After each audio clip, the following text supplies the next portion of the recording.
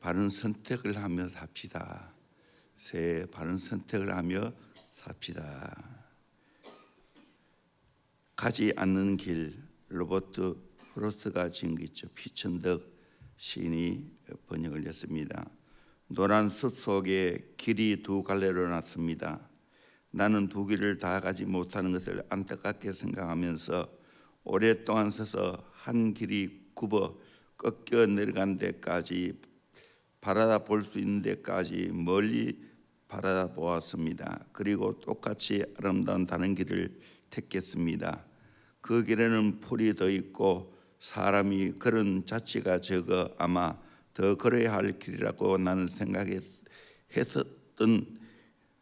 게지요. 그 길을 걸음으로 그 길도 거의 같아질 것이지만 그날 아침 두 길에는 낙엽을 밟는 자취는 없었습니다.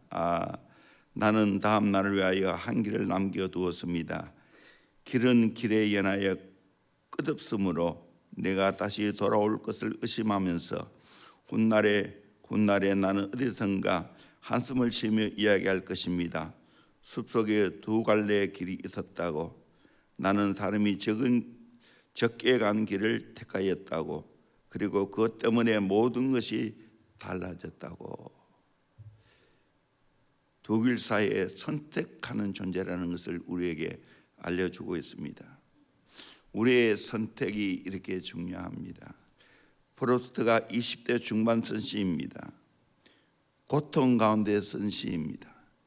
우리 사람은 하루에 150번이나 선택의 갈림길에 놓인다고 합니다.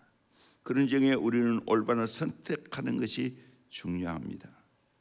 순간의 선택이 10년을 좌우합니다. 어느 회사의 상품 광고 선전표입니다. 이처럼 선택은 중요하지요. 우리 인생은 한마디로 선택의 연속이라 해도 지나치지 않습니다.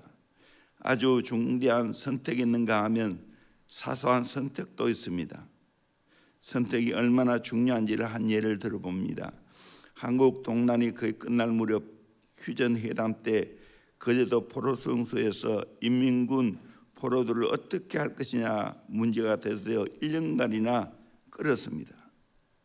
북한에서는 무조건 돌려보내라 하고 남한에서는 남기를 원하는 자는 선택의 자를 줘야 한다고 했습니다. 결국 남한에 남기를 원하는 자는 남한에 남게 되었습니다. 북한에 가기를 선택한 사람은 북한에 갔습니다. 또 남한도 북한도 아닌 제3국을 선택하는 사람도 있었습니다. 인도로 브라질로 선택하여 갔습니다. 순간의 선택이 남한에 남게 되고 순간의 선택이 북한에 올라가게 되고 순간의 선택이 제3국인 중립국으로 가게 되었습니다. 한순간의 선택이 평생을 좌우하죠. 우리 인생은 중요한 세 가지 선택을 해야 합니다. 첫째는 무엇을 할 것이냐에 대한 직업의 선택입니다. 어떤 직업을 갖느냐 대단히 중요하죠. 직업은 생계 유지의 기본 수단입니다. 그러면서도 내가 가진 직업을 통하여 긍지와 보람을 느끼면서 살아가야 합니다. 어느 건물을 짓는 세 사람의 석공이 있었습니다. 첫 번째 사람은 얼굴에 불평불만이 가득 차 죽을 인상이 있습니다. 죽지 못해 일하는 사람, 먹고 사는 것이 원수라고 생각하면서 일을 합니다. 두 번째 사람은 그저 담담하게 아무 표정이 없습니다. 처자를 먹여 살리기 위해 일하는 사람이었습니다. 세 번째 사람은 얼굴에 만족과 기쁨이 넘치는 표정이었습니다. 아름답고 훌륭한 건물을 건축한다는 바람을 가지고 기쁘게 일하는 사람이었습니다. 누가 진짜 직업에 대한 올바른 자세겠습니까? 물어보는 만 아니겠습니까? 직업에는 거룩한 것, 세속적인 것, 다시 말하면 성속이 없습니다. 직업이라는 이 말은 세 가지 의미가 있습니다. calling, 하나님께서 나를 불러서 맡긴 직업.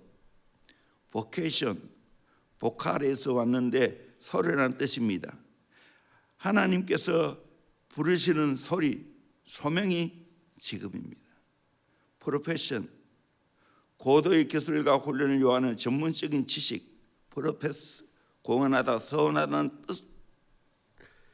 직업은 하나님께서 불러서 나에게 맡겨준 일을 전심으로 열심히 하겠다는 소원이 있어야 된다는 겁니다. 하나님이 내게 주시는 직업이 바로 성직입니다. 목사만 성직이 아니에요. 어떤 일을 하든지 그것은 성직입니다. 그래서 그 일을 최선을 다해서 하나님 앞에 바로 해야 됩니다. 두 번째로 누구와 살 것인가, 배우자의 선택입니다. 좋은 배우자를 선택하는 것은 대단히 중요합니다. 서양 속담에 바다로 나갈 때 한 번 기도하고 전쟁터로 나갈 때는 2번 기도하고 결혼식장에 걸어갈 때는 3번 기도하는 말이 있죠. 남자에게서 아내의 내조의 공, 돕는 배필의 공이 큽니다.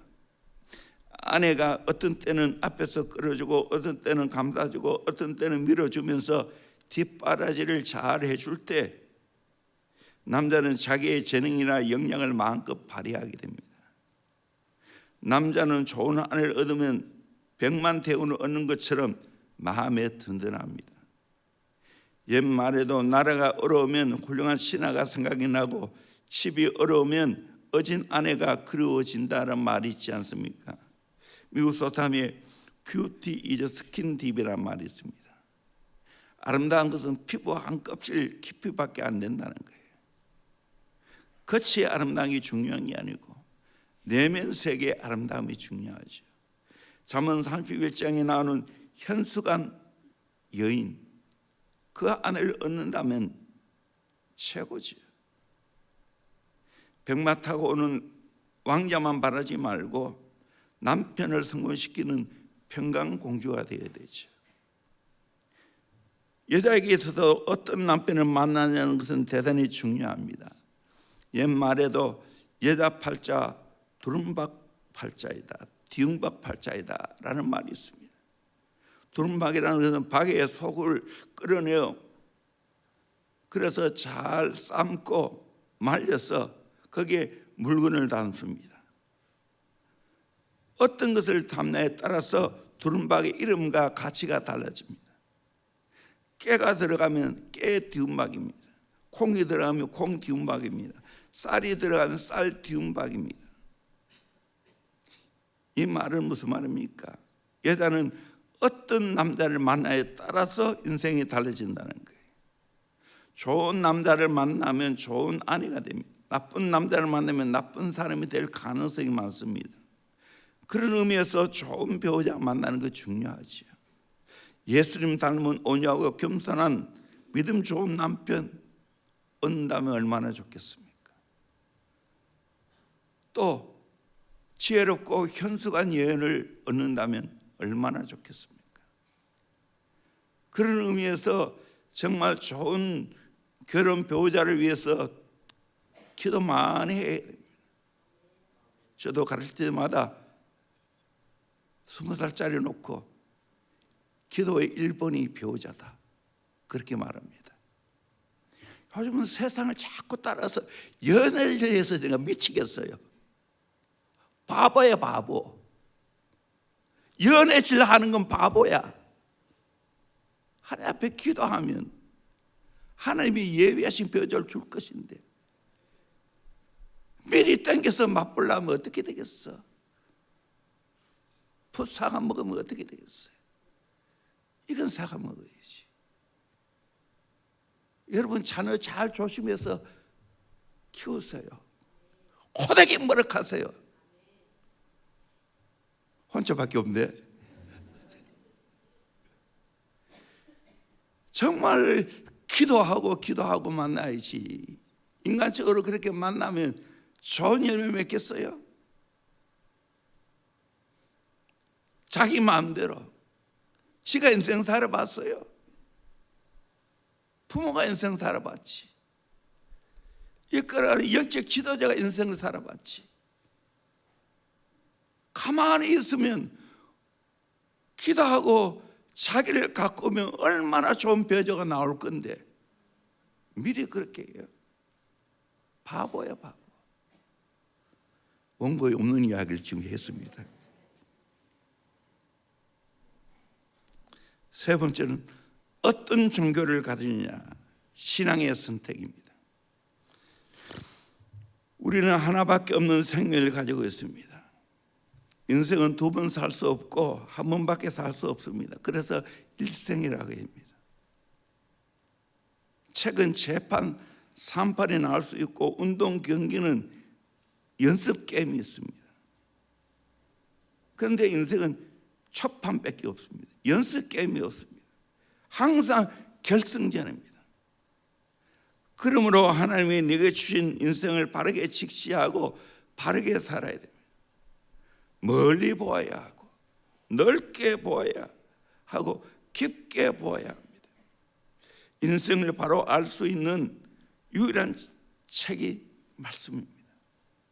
영원한 베스트셀러가 말씀입니다. 성경은 두 가지 선택이 있다고 말합니다. 오늘 성경 말하고 있죠. 15절에 보라, 내가 오늘 생명과 복과 사망과 화를 내 앞에 두었다 라고 말하고 있습니다. 한 번 더 또 말하지.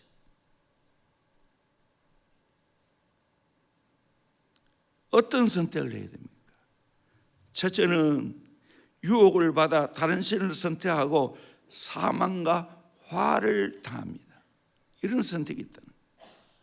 17절에 그러나 내가 만일 마음을 돌이켜 듣지 아니하고 유혹을 받아 다른 신들에게 절하고 그를 섬기며, 내 마음을 돌이켜 하나님의 말씀을 듣지 아니하고 부모의 말을 듣지 아니하고 유혹을 받아 다른 신을 섬기면, 절하면 어떻게 됩니까? 18절에 내가 오늘 너에게 선언하노니 너희가 반드시 망할 것이라. 확인사사라. 반드시 망한다는 거예요. 너희가 요단을 건너가서 차지할 땅에서 너의 날이 길지 못할 것이라. 반드시 망하고, 요단을 차지해도, 요단 건너편을 차지해도 오래 가지 못한다는 거예요. 오늘도 하나님을 떠나 세상을 선택하고 다른 신을 선택하고 쾌락의 신, 만몬 물질의 신, 명예의 신 등등을 선택하면 결과는 사망과 화가 임한다. 하나님을 떠나면 반드시 이렇게 된다고 말합니다. 그래서 가장 중요한 선택이 뭡니까? 신앙의 선택이에요. 바른 선택을 말합니다. 두 번째로 하나님을 사랑하고 말씀 청종하는 선택을 하고 생명과 복을 받습니다. 이 선택해야 돼요. 우리 16절 같이 한번 읽어볼까요? 16절 시작. 곧 내가 오늘 네게 명령하여 네 하나님 여호와를 사랑하고 그 모든 길로 행하며 그의 명령과 규례와 법도를 지키라 하는 것이라. 그리하면 내가 생존하며 번성할 것이요 또 내 하나님 여호와께서 내가 가서 차지할 땅에서 내게 복을 주실 것임이니라. 아멘. 하나님을 사랑하고 말씀대로 살아야 됩니다. 그러면 하나님이 생존하며 번성하고 복을 준다고 말하고 있습니다. 차지할 땅에서 하나님이 큰 복을 준다는 거예요. 가나안 땅을 차지해서 거기서 복을 받는다는 거예요. 19절에도 내가 오늘 하늘과 땅을 불러 너에게 증거를 삼노라. 내가 생명과 사망과 복과 저주를 내 앞에 두었은즉 너와 네 자손이 살기 위하여 생명을 선택하고, 20절에 내 하나님 여호와를 사랑하고 그의 말씀을 청정하며 또 그를 의지하라. 그는 내 생명이요 내 장수이시니 여호와께서 내 조상 아브라함과 이삭과 야곱에게 주리라고 맹세하신 땅에 내가 거주하리라. 얼마나 멋있습니까? 하나님을 사랑하고 말씀을 청정하고 그를 의지하고, 그것이 바로 내게는 생명이고 장수이고 그 조상의 땅에서 영원히 거주하는 복을 받는다는 거예요. 이 복을 우리 받아야 되지 않겠어요? 아멘. 선택을 우리가 잘해야 됩니다. 특별히 신앙의 선택을 제대로 해야 됩니다. 미국의 그들의 선조들은 청교도들이 선택을 잘했지요. 그 결과 오늘날 세계 1등 국가가 되었습니다. 긴 세월을 보면 이것이 얼마나 중요한지 모릅니다. 우리 민족이 이렇게 복을 받은 것은 무엇 때문입니까?